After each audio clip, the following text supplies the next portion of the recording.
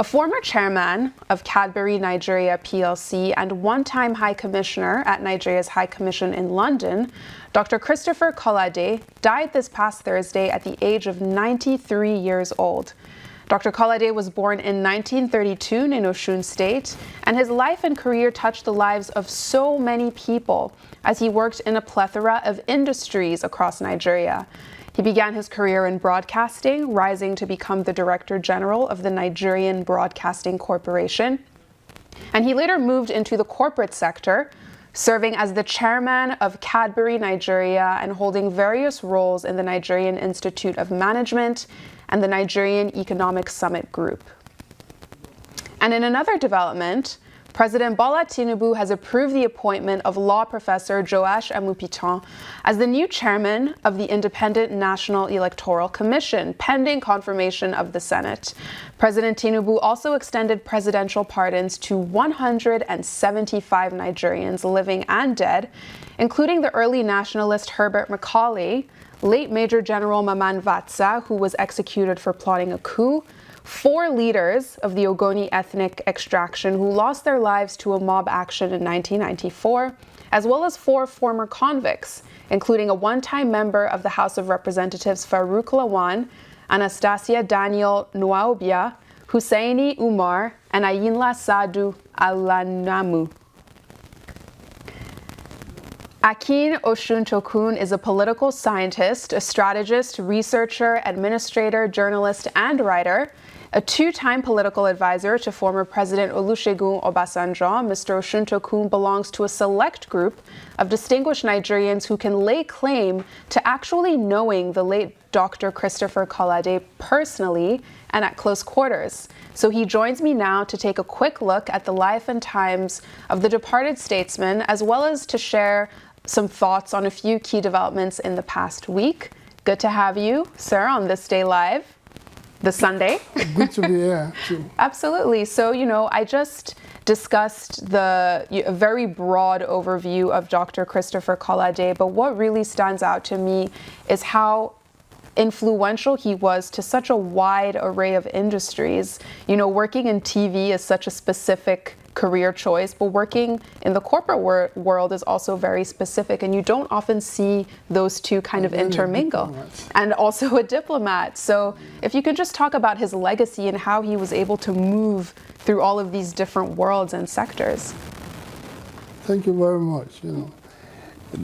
A competent person, right, will be potentially able to adapt to any situation he or she finds himself, except the position is professionally distant from those. So that is Dr. Kolade for you. I mean, he's somebody that if you assign any task to him, is likely to make a very good, very good of it. So should I say first encounter, there was this program that was being done on WNTV that they will pick a popular or well-known public servant and then request him to remember one of his tutors or those who brought him up for them to have an exchange. It's the more the length of time they've seen one another before, the more novel it seems. So in Ibadan at that time, they asked him, I think he was still the DG of National Broadcasting Corporation. So he mentioned my dad, that my dad was his teacher. So I remember my dad used to call him Nat. Right? So that was my first knowledge of him. That was what I knew him. The next, conspicuous public exposure was during the Dimka coup. It was the DG of National Broadcasting Corporation at the time, and he had this encounter with Dimka and all the razzmatazz, Dimka wanting to blow up the place and so on. So those are the two, my first two familiarization with him. But of course, he has distinguished himself in almost any area he finds himself. And that is why we say character matters, you know. That I think is his most strategic attribute, is character, integrity. And of course, brilliant, competent, capable. But more, what has been consistently conspicuous, you know, in all the positions that he has held, is character.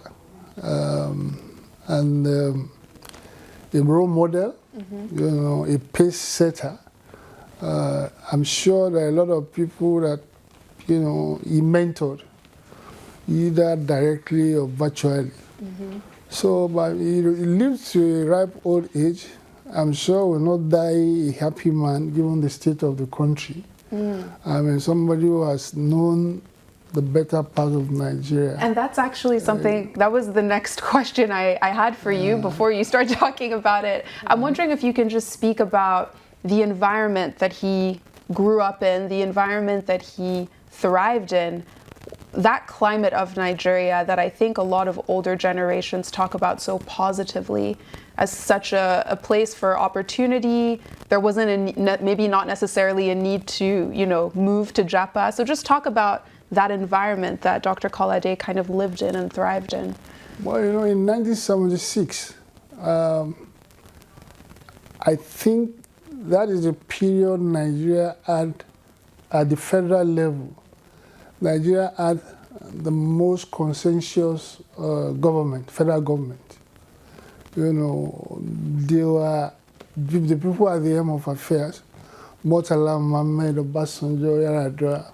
You know, they were a bit idealistic, you know, nationalistic. You know, they did so many things that, like apartheid South Africa, you know, Murtala Mohammed actually, you know, was the one who championed and led the, you know, the battle, the vanguard against, and of course people still suspect that one of the reasons why he died, was killed, had to do with that. So the man who succeeded him, Obasanjo, said he was going to, he had already dispatched him to go and make the speech at the OAU general meeting for that year. But when he read the speech that he was supposed to go and deliver, you know, Africa has come of time, he was so impressed that then he decided that rather than Obasanjo, he himself will not go there. So this is the government that we had at that time, very nationalistic. Some of the things they did was naive and probably destructive of stability, job stability, and public service stability in Nigeria. They sacked and retired so many people impulsively, you know, and people say that was what started the rot, the failure of the civil service. Because quite a number of, so what makes the public service attractive is that stability of tenure, right? Once you're in that ladder, you know, you have a stability of tenure that if you are going to be penalized or punished for anything, you go through a routine. But their, you know, naivety or whatever, youthful brash, you know, the people, they were just announcing people's names on the TV, you know, so has been dismissed, so has been this, so, but that is, but on the general level, you know, what they were aiming for was this idealistic, they nationalized BP, they took on the UK, Thatcher, you know, on, you know, on the apartheid issue. So that was the environment in which Dr. Kolade was the Director General of Nigerian Broadcasting Corporation. One of the things they used to do at that time, well, maybe of course, was your name, without even showing an interest in the position. If they deem you capable and competent, they will just announce your name, you know, that, you know. And it was maybe because of their own generation. Many of the appointments, God. And I'm wondering if, you can speak to, I'm wondering if you can just speak to what you think younger generations today can learn from, Dr. Kolade's legacy. I think very quickly before we move to the next topic, but, young Nigerians hearing about this man and everything he achieved in Nigeria, not by traveling abroad, what can young people kind of take away from his life? The context matters. The society in which he grew up and was a role model, a public service role model, is completely different from what we have today in Nigeria.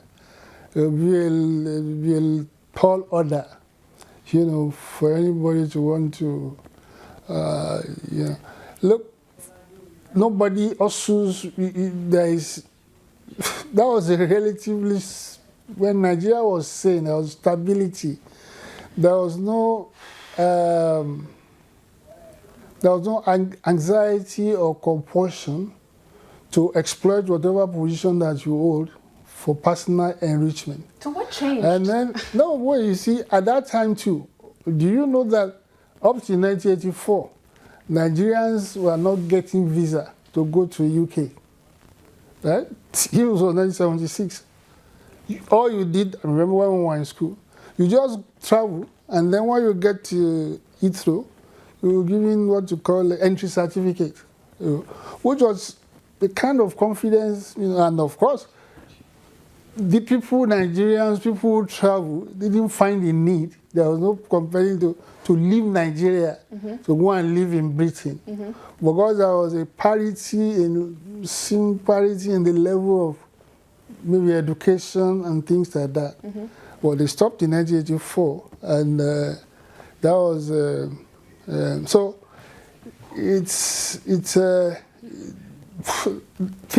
Everything today is warped. For me, it is, you don't know where to begin.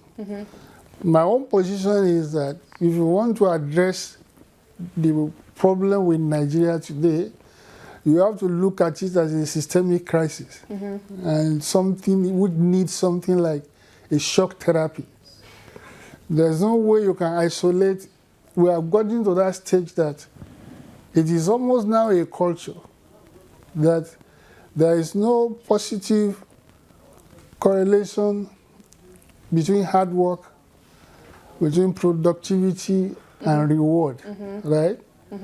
Now, any society in which that ethic has been destroyed will fall into a state of anarchy, right? As presently Nigeria is the case. I mean, so look, these days you find many first-class graduates, looking for a job, all over the place.